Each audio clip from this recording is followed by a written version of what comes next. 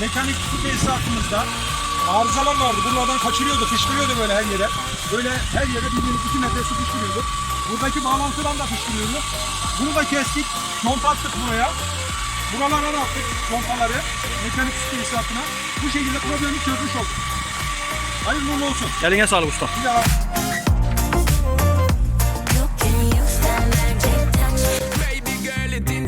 To feel all the pain and you feel all the mental drain. But you don't know S to the P when we're there, you figure take you on a different plane. Can't contain all the loving what me got for your girl. Come and one year you call out my name. And it's a shame them wanna be your main baby girl. You know them a move too lame. And I know, yeah I know, many would like to be in my shoes. And I know, yeah I know, for you I got nothing to lose. Straight When go. I'm down, you can bring me up. Heard you know I don't need much. You can use that magic touch. When I'm down, you can bring me up. And when I'm hurt, you know I